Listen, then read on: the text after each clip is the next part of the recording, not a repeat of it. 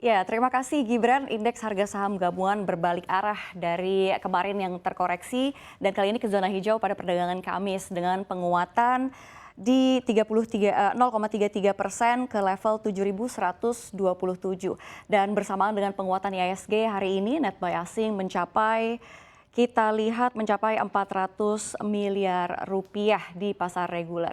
Dan ada beberapa sentimen yang patut dicermati oleh para investor, di antaranya ada sentimen dari internal, yaitu Bank Indonesia. Jadi investor ini merespon positif data Bank Indonesia yang melaporkan bahwa posisi cadangan devisa Indonesia tetap tinggi, yaitu sebesar 139,1 miliar US dollar pada akhir Maret 2022.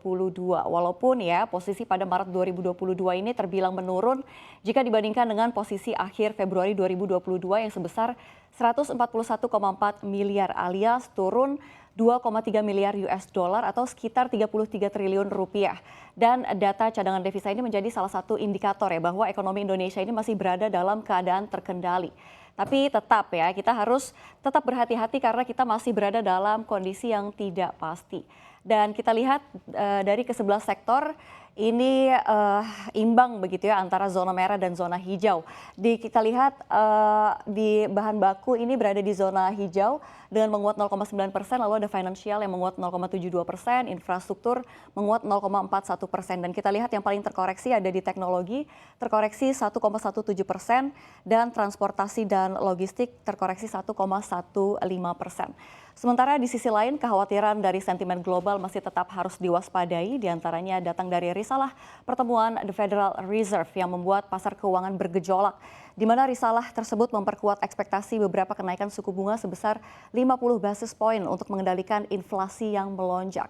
Dan dinyatakan juga nih dalam risalahnya pejabat Bank Sentral setuju untuk mengurangi neraca sebesar 90 miliar dolar Amerika Serikat per bulan, 60 miliar dolar Amerika Serikat kepemilikan obligasi pemerintah dan 35 miliar dolar Amerika Serikat sekuritas yang didukung hipotek selama 3 bulan berturut-turut nanti.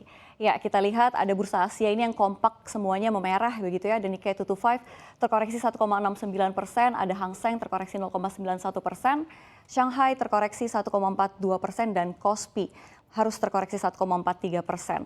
Ya, langkah The Fed ini memang merupakan pengetatan kredit di seluruh perekonomian karena Bank Sentral menaikkan suku bunga untuk mendinginkan inflasi yang sudah panas nih dalam 4 dekade ini. Dan kalau sudah begini lalu apa efeknya ke Indonesia? Tentu saja ada banyak selain bisa berasal dari kebijakan-kebijakan yang dikeluarkan oleh Bank Indonesia. Bisa pula dampaknya ini dirasakan oleh pasar domestik dengan adanya resiko capital outflow karena potensi imbal hasil yang tinggi di Amerika Serikat ini membuat kekhawatiran investor asing akan membawa asetnya dari dalam negeri dan tentu ini akan membuat IHSG dan rupiah akan tertekan. Dan di sisi lain investor kita lihat dulu bursa Asia dan kita lihat bursa Asia ini juga kompak kebakaran ya. Ada Dow Jones yang terkoreksi 0,42%, Nasdaq terkoreksi 2,22% dan S&P 500 harus terkoreksi 0,97%. Dan di sisi lain investor juga memantau perkembangan perang antara Rusia dan Ukraina yang sudah berlangsung 1 bulan lebih dan belum menemukan titik temu.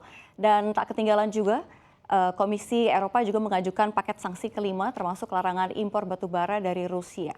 Dan ini merupakan sanksi Uni Eropa pertama yang menargetkan industri energi Rusia sejak invasinya ke Ukraina.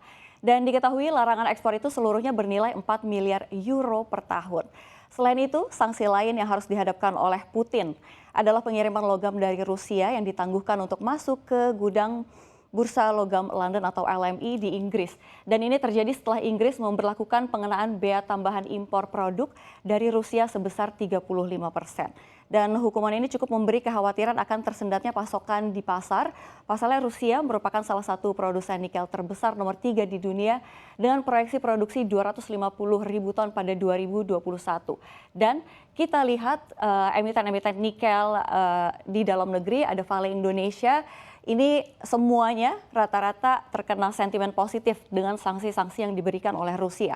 Ada Vale Indonesia yang menguat 5,49%, lalu ada Aneka Tambang yang menguat 4,53%, ada PAM Mineral menguat 2,74%, dan Trinitan Metals and Minerals menguat di 1,45%.